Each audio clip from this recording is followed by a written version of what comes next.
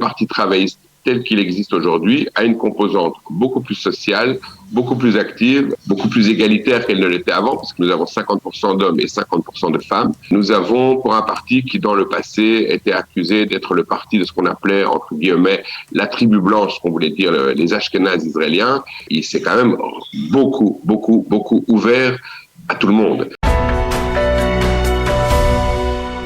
Nous avons le plaisir, comme je vous l'ai annoncé il y a quelques instants, d'être en ligne en Zoom avec Laurent Siget. Laurent, bonjour, Boker Tov. Boker Tov, Daniel. Boker Tov à tous nos auditeurs de Qualita. Comment allez-vous? Eh bien, nous, ça va bien et on va vous poser la même question parce qu'on voulait savoir un peu qu'est-ce que vous pensez de cette nouvelle liste électorale puisque vous êtes membre du Parti travailliste, vous avez voté hier. Alors, cette liste, c'est à la fois une sorte de changement de génération puisqu'on voit beaucoup de jeunes qui arrivent, une liste beaucoup plus sociale que militariste, hein. C'est un peu le temps des révolutions au sein du Parti travailliste. D'abord, effectivement, vous avez tout à fait raison, c'est une liste beaucoup plus sociale que militariste. Le travaillisme à l'israélienne, il s'est en fait coupé à la base en trois éléments distincts. Vous avez le Parti travailliste classique, vous avez une partie de l'électorat qui est le parti le plus la composante la plus militariste qui se trouve chez M. Gantz, et vous avez quelques mandats du Parti travailliste qui se trouvent actuellement chez M. Lapid, vu qu'il est candidat Premier ministre. Effectivement, le Parti travailliste est le travaillisme à l'israélienne est un peu scindé. Mais le Parti travailliste tel qu'il existe aujourd'hui a une composante beaucoup plus sociale, beaucoup plus active, aussi beaucoup plus égalitaire qu'elle ne l'était avant, parce que nous avons 50% d'hommes et 50% de femmes, ce qui est un grand progrès. Nous sommes pratiquement le seul parti à proposer cela. Et nous avons, pour un parti qui, dans le passé, était accusé d'être le parti de ce qu'on appelait, entre guillemets, la tribu blanche, ce qu'on voulait dire les Ashkénazes israéliens, il s'est quand même beaucoup ouvert à tout le monde. La fille qui est arrivée en premier vient de Migdal HaEmek, qui n'est pas vraiment Tel Aviv, et elle est d'origine séfarade. Nous avons Émilie Moëti en 5e place, qui est d'origine séfarade. Nous avons une arabe, un druze, une éthiopienne et deux chofshé kippot, c'est-à-dire deux personnes religieuses, un libéral et un orthodoxe. Yaya Fink, qui est la surprise aussi, qui est arrivée en numéro 6, c'est une bonne nouvelle aussi pour le Parti travailliste, parce que ça renouvelle aussi avec un électorat que nous n'avions plus depuis longtemps, qui est celui des sionistes religieux modérés, ce qu'on appelait Torah ve'Avoda, qui a toujours existé en alliance avec le Parti travailliste jusque dans les années 70 et qui, au fil des années, avec l'alliance avec le Likoud, a un peu disparu.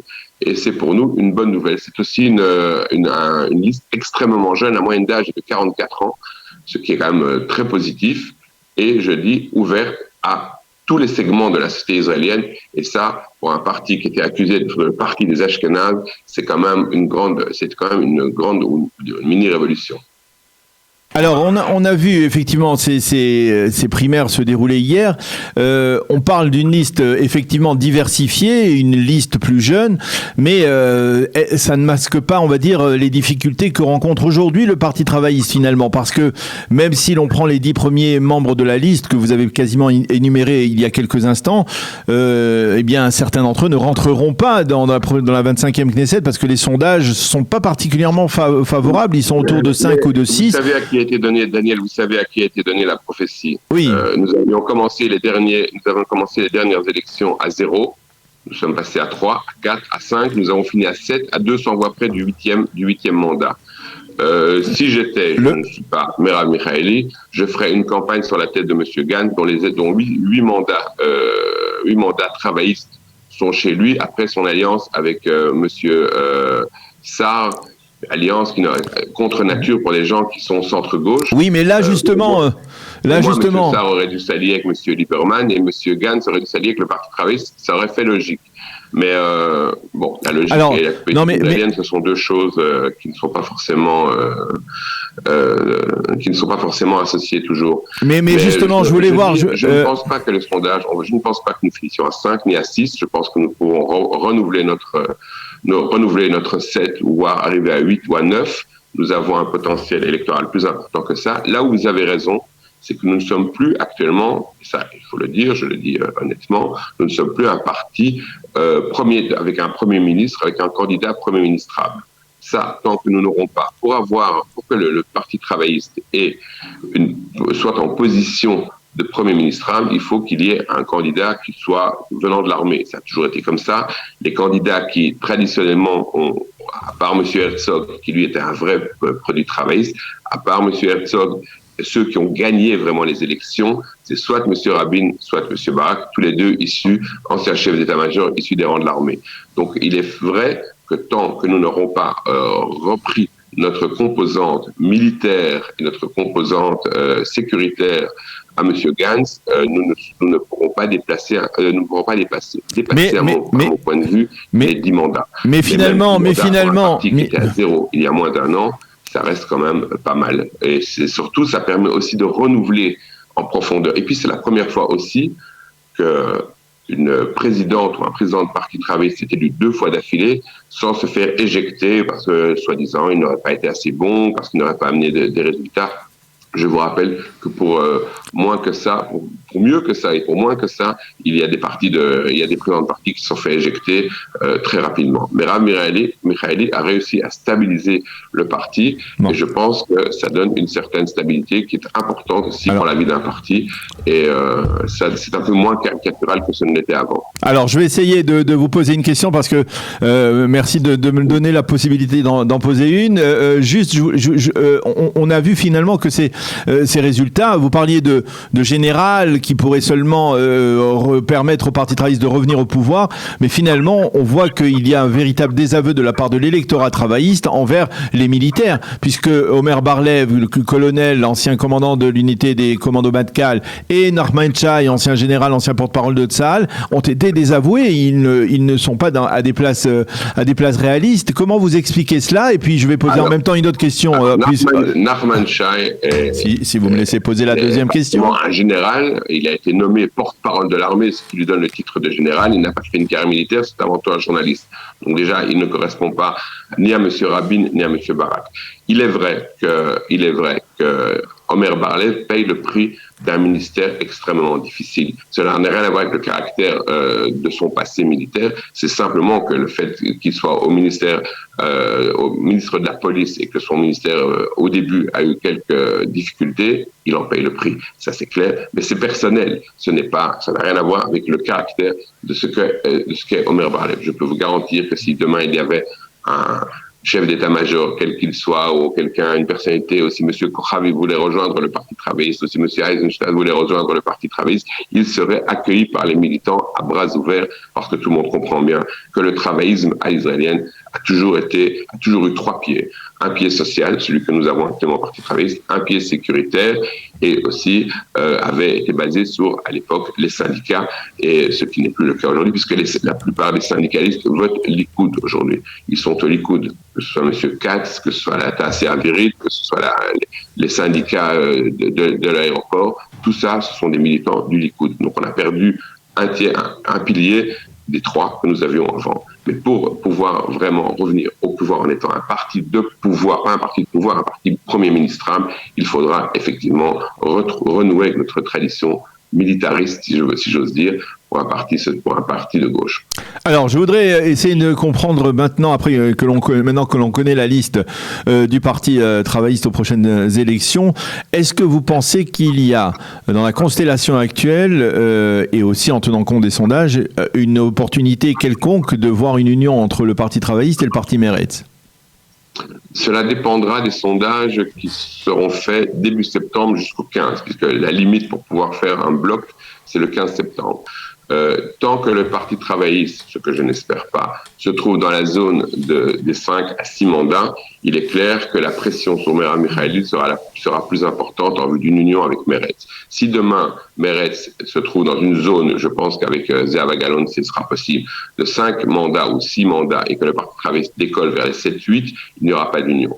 Je ne suis pas opposé personnellement à un bloc technique, ce n'est pas une union, il faut que les gens comprennent bien ce que ça veut dire. C'est un bloc technique. Nous nous unissons pour les élections et nous nous séparons après. Nous n'avons pas, Meretz et le Parti travailliste ne sont pas des chats siamois, ne sont pas des frères siamois. Nous n'avons pas exactement le même caractère politique, mais pour faire un bloc, si M. Gantz est capable de faire un bloc avec M. Sarr, il est clair qu'il ne doit pas être très difficile de faire un bloc d'union entre Meretz et Avoda. La seule chose, c'est que parfois, la totalité des deux, on a vu ça lors des élections précédentes, donne moins que les deux séparés. Donc, parce qu'il y a une partie centriste de l'électorat travailliste qui ne votera jamais pour des candidats qui sont unis sur la liste de Meretz. Donc, parfois, on perd de l'électorat. Donc, le but n'est pas de perdre, mais d'agrandir. S'il y avait un danger pour les deux partis, ce que je n'espère pas, alors à ce moment-là, il n'y aurait pas de choix que de faire un bloc technique. Mais ça restera toujours un bloc technique et pas une union de deux partis. C'est tout à fait différent. Alors, je voudrais avoir aussi, puisqu'on se parle, votre appréciation sur ce qui s'est passé ces derniers jours en Israël, cette opération Aurore, qui a été gérée par un novice en matière militaire, hein, puisqu'on parlait du Parti travailliste comme un véritable bastion militaire qui a souvent attiré les généraux et les chefs d'état-major. Là, on voit que finalement, Yair Lapid a bien géré cette crise, alors qu'il n'a pas véritablement d'expérience militaire. Est-ce que finalement, ça ne veut pas dire que, dans l'État d'Israël aujourd'hui, comme l'ont dit certains éditorialistes, il n'y a plus besoin d'être un véritable expert militaire. Il n'y a plus besoin d'être un chef d'état-major pour diriger, pour être Premier ministre. On peut être Premier ministre même en étant journaliste du Bamachane et réussir avec les conseils de ses conseillers, avec l'armée, etc. Mon cher ami, vous n'êtes quand même pas étonné. Pour être ministre de la Défense, parce que Amir Peretz est devenu ministre de la Défense, tout le monde s'est foutu de ça, tout le monde s'est payé sa tête en disant qu'est-ce qu'il vient faire au ministère de la Défense. Je vous signale que parce que cet homme n'a aucune expérience militaire, s'il a été à l'armée, il a été officier à l'armée, etc., mais il n'a pas une expérience de haut gradé, il a quand même posé aux militaires les bonnes questions que souvent les militaires ne veulent pas entendre, et c'est quand même grâce à lui que nous avons le Dôme de fer. Alors qu'à l'époque, toute l'élite militaire israélienne était opposée au projet Dôme de fer en disant que ça ne fonctionnerait pas et que ce n'était pas utile et qu'on avait besoin plus de F-35 que d'essayer de se lancer dans un projet fou. C'est parce qu'il habitait Sderot, c'est parce qu'il a posé les bonnes questions et c'est surtout parce qu'il ne devait rien à personne et qu'il ne venait pas de l'élite militaire à l'époque. Je pense que Yair Lapid, et je le dis clairement, Yair Lapid a très très bien géré, Monsieur Gantz a très très bien géré. Ils ont prouvé deux choses. Un, c'est qu'il faut reprendre l'initiative, ce que n'a pas fait M. Netanyahou, puisque M. Netanyahou étant un allié objectif du Hamas, puisque lui, il faisait rentrer de l'argent, il les a toujours chouchoutés. On apprend maintenant qu'il y avait une ligne directe entre le bureau du Premier ministre de l'époque, M. Netanyahou, et M. Sinoir. Donc, il faut le dire, il y avait un intérêt commun. L'intérêt commun, c'est qu'il n'y ait pas un État palestinien, puisque c'est ça qui intéressait M. Netanyahou, et c'est également ça qui intéresse le Hamas, c'est de ne pas renforcer le Fatah. Donc, ayant un ennemi commun, ils se sont renforcés l'un l'autre. C'est pour ça qu'il n'y avait jamais de prise d'initiative sur le terrain. Maintenant, il y a une prise d'initiative sur le terrain. Je crois que le coup qui a été porté en très peu de temps, et surtout, on a défini la mission, on a défini l'objectif, et on a défini quand ça se terminerait. C'est-à-dire, à partir du moment où on atteint nos objectifs, on sort, on arrête, on ne continue pas 30 jours, pas 40 jours, pas 50 jours, sans savoir ce qu'on appelait un multisamit Galgel, sans savoir jusqu'où on va arriver. Donc, c'est très très bien fait. Et je pense que ce qu'il faut pour être Premier ministre en Israël, c'est avant tout avoir ce qu'on appelait en anglais un common sense. Il faut bien réfléchir, bien prendre les bonnes décisions et surtout poser les bonnes questions.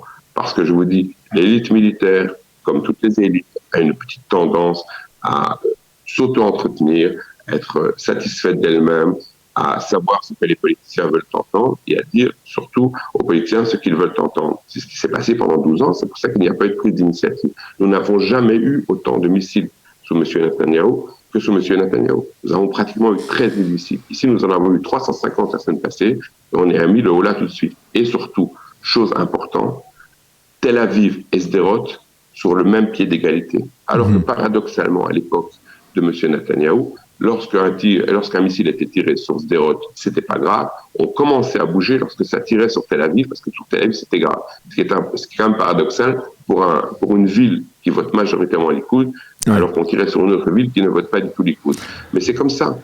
Nous sommes un pays plein de paradoxes. Oui, on l'avait remarqué. Je pense que M. Lapid et M. Gantz ont très bien géré. Je leur donne un satisfecit tout à fait honnête. Et je dis, c'est pas parce que nous sommes en période d'élection que je n'ai pas à reconnaître qu'ils ont bien géré, ils ont très très bien géré.